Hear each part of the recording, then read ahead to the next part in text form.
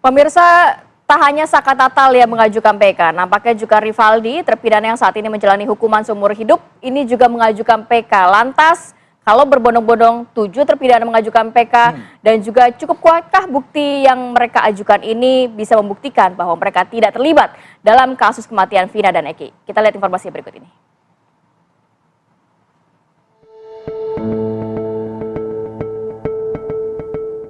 Tak hanya Saka Tatal yang mengajukan perlawanan dalam kasus pembunuhan Eki dan Vina yang semakin berbelit. Walaupun pihak termohon atau jaksa penuntut umum menolak 10 novum yang diajukan pihak Saka Tatal dalam sidang lanjutan peninjauan kembali, dengan alasan novum yang diajukan pihak pemohon atau Saka Tatal bukan merupakan bukti baru, namun hal itu tidak menyurutkan terpidana lain untuk mengajukan peninjauan kembali. Rivaldi, salah satu terpidana yang masih menjalani hukuman penjara seumur hidup, bersiap untuk mengajukan permohonan peninjauan kembali ke Pengadilan Negeri Cirebon dalam waktu dekat. Tim kuasa hukum Rivaldi akan mengajukan 7 novum, salah satunya terkait penyamaan nama Rivaldi dengan Andika. Keluarga Rivaldi memohon pada Presiden dan Kapolri untuk memberikan perhatian khusus dalam kasus pembunuhan Vina dan Eki. Ayah Rivaldi meyakini putranya tak bersalah dan berharap Rivaldi bebas dan dipulihkan nama baiknya. Tim TV One mengabarkan. Saya nggak tahu saya begitu.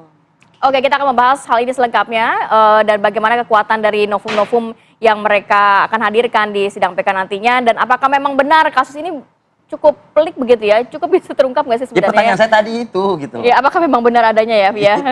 Kita akan membahas ini dengan narasumber yang sudah hadir di studio. Sudah ada Ibu Elsa Syarif, kuasa hukum dari Ibtu Rudiana. Assalamualaikum, selamat pagi, Ibu Elsa. Assalamualaikum warahmatullahi wabarakatuh. Kemudian juga Irjen Purnawirawan Arianto Sutadi, penasehat ahli Kapolri. Selamat pagi, Pak Arianto. Selamat pagi, Jenderal. Dan juga sudah bergabung bersama kami dalam sambungan Zoom, Cindy Sembiring, kuasa hukum Rivaldi. Selamat pagi, Mbak Cindy. Assalamualaikum. Pagi, Mbak Cindy. Selamat pagi, waalaikumsalam. Selamat pagi. Pagi.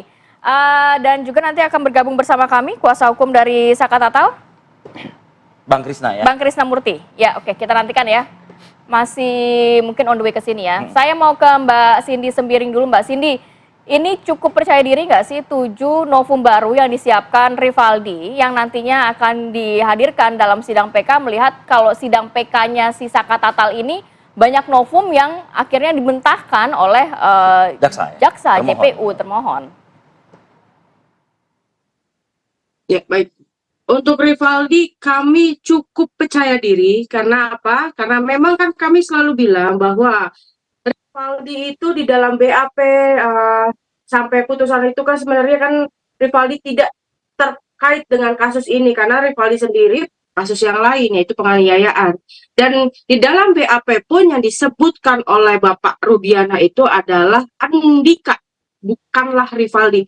Itulah membuat kami semakin pede untuk mengangkat lagi gitu loh, bahwa Rivaldi bukanlah Andika dan Rivaldi juga tidak ada sangkut pautnya dengan kasus Vina.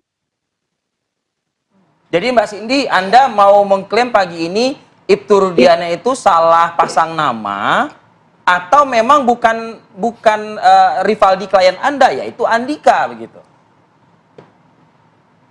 Ya, pertama salah menyebutkan nama, atau memang sebenarnya bahwa Andika itu sendiri itu memang hanyalah nama fiktif gitu kan. Ditambah lagi pada saat penangkapan yang ke-7 orang tersebut di SMP 11 itu beliau itu kan sudah menyebutkan nama-nama tersangkanya, ya kan. Baru dia setelah adanya BAP dari yang lain dan posisi si Rivaldi juga memang satu sel dengan yang lain, maka disebutlah untuk penyelidik yang lain, oh itu saja namanya Andika gitu. Dan yang lain juga sendiri tidak mengenal mana Andika, mana Rivaldi, seperti itu.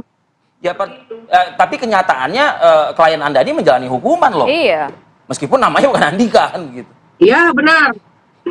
Benar sekali. Itu pun yang kalau memang mempertanyakan kenapa tidak adanya pra peradilan, karena untuk kasus Rivaldi sendiri itu kan tidak ada surat penangkapan untuk atas nama Rivaldi, adanya atas nama Andika, itu pun ditaruhnya di Desa Banjarwangunan kan gitu. Kenapa Rivaldi tetap menjalani proses, itu pun yang kami tanyakan pada saat peradilan. termasuk ke majelis dan segala macam. Kami sudah membuktikan bahwa ini bukanlah Andika yang dimaksud di dalam BAP, ini adalah Rivaldi. Tetapi emang dari awal itu mungkin sudah ada setting atau segala macam, itu tidak pernah dianggap pledoi kami atau pembelaan kami. Ya, kenapa tidak pada saat itu melakukan perlawanan saja atau menolak begitu loh? Kan bukan yang dimaksud orang Andika begitu loh. Prosesnya banyak, pra peradilan, PK Sudah kami saat itu. Oke, siap. Sudah kami lakukan dengan ada pledoi, bahkan kami sudah membawa akte kelahirannya Rivaldi. Bahkan ada beberapa teman pun yang kami hadirkan itu yang pada saat tanggal 27 Agustus itu sedang bareng dengan Rivaldi, ya kan? Nah, tetapi jaksa pun di situ juga ada suatu ketidakyakinan oleh jaksa. Kenapa? Karena di dalam dakwaan itu masih Rivaldi Aditya Wardana alias Andika. Tetapi pada saat tuntutan maupun putusan mereka berubah. Berarti kan pada dasarnya jaksa maupun hakim pun tidak yakin bahwa itulah Andika, makanya mengikuti dengan nama yang sudah kami sebutkan di dalam peradilan. Akhirnya digantilah menjadi Rivaldi Aditya Wardana alias Ucil. Oke, saya mau ke Bu Elsa. Bu Elsa, ini Ibtu Rudiana yang ditunjuk oleh kuasa hukum karena awal mulanya dari situ. Akhirnya Rivaldi bisa menjadi Andika ini. Begini ya, ceritanya ini selalu ditimpakan Ke Ibtu kesalahan Rudiana. kepada Ibtu klien Rudiana. saya ya, Ibtu Rudiana. Dulu dia Aibtu ya. Ya. Ini kan dari hasil pengamanan kan hanya berapa menit ya, 20 menit, 25 menit itu seperti menanyakan lah. Kemudian langsung diserahkan kepada serse umumnya ya di sana di Polres Cirebon, dan yang menyebutkan nama-namanya kan kita nggak saling klien saya nggak kenal. Mereka sendiri yang menyebutkan dan mereka sendiri pengakuannya semuanya. Setelah selesai itu 1 jam kemudian pengamanan itu kan dibuat laporan. Laporan sebagai korban kan. Nah, dalam membuat laporan itu kan nama-nama ini sesuai dengan Jadi keterangan nama-nama yang mereka. disebutkan oleh saksi yang saat ini Pengakuan. terpidana, Iya, bukan oleh bukan Ibtu kita Rudiana yang sudah ada bukannya nama-namanya. saya punya klien tuh meng-hire nama-nama ini bahwa dicocok-cocokin, tidak. Kenapa nggak klien Anda pada saat itu yang pangkatnya masih Aibtu itu meng-cross check? Masa apa pernyataan dari orang yang ditangkap ini ditelan bulat-bulat gitu loh? Bukan, itu kan yang nanya bukan klien saya. Bukan klien Anda. Penyidik Iya, saat itu kan itu. dari serse umumnya. Oke. Jadi ya dari keterangan ini, dan kemudian kan cuma 3 hari di Polres. Karena ternyata ini pembunuhan bukan kecelakaan, ditarik ke Polda Jabar supaya jangan ada konflik of interest. Karena itulah saya sangat keberatan selalu dikatakan ini semua klien saya.